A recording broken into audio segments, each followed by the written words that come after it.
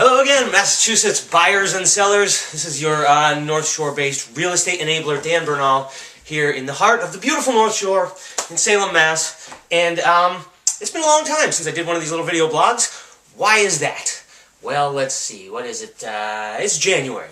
And if any of you were out in the market looking at homes, thinking of either buying or selling last year, 2013, you may have noticed that it was crazy out there.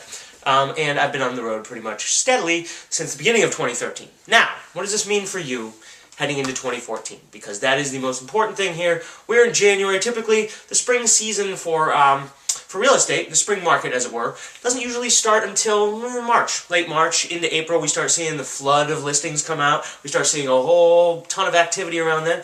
But with things as crazy as they've been for the last really couple of years around here, we've been building a lot of momentum way ahead of the national average for, you've seen, I'm sure, all those articles saying real estate's back, real estate sales are up. Well, these are national averages or averages of many cities that are being lumped together. But in many cases, Eastern Massachusetts has been way ahead of the rest of the country in terms of the real estate comeback, in terms of just gaining equity, gaining momentum, and really seeing the market just completely emerge, almost to low-level boom status right now. So I believe at the end of 2013, the Mass Association of Realtors were saying it was at least the strongest sales year since 2005. Now remember, 2005 is what we consider the bubble. That's when people were in a frenzy over real estate. Well, we're back to that. Now, prices have not inflated as much as they did in many places at that time frame. However, we are looking at similar conditions in the market with respect to competition. So, heading into 2014, what are we likely to see out there? Well, a lot of people still come to me and say, well, I'm looking for a deal.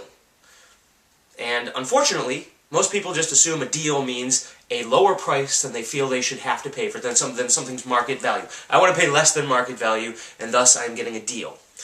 Well, as I've said many times in these little video blogs, we need to recalibrate every year, every season, every few months with respect to real estate sales and really get our teeth around what the market's doing to establish what a deal is, what a good value is, and whether or not that's good for you.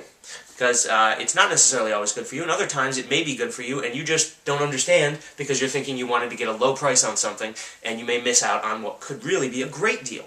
So let's look at that. This year, you're not going to see things priced below their market value. You're not going to see things priced below what you think their market value should be. If anything, you're going to see things priced on the high side of market value because it is straight up a seller's market out there. There are far less properties available than there are buyers looking to buy them, so we're seeing a lot of stiff competition out there.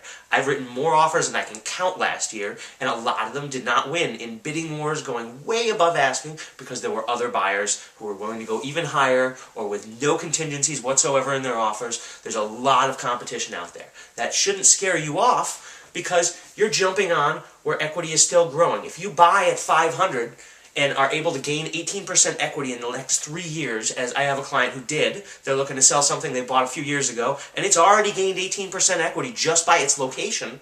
Fantastic. That's a fantastic investment for something you just live in.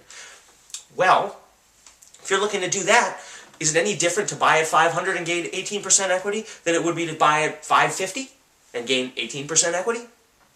It's the same. You're just jumping on at a different point and jumping off at a different point. Values are going up.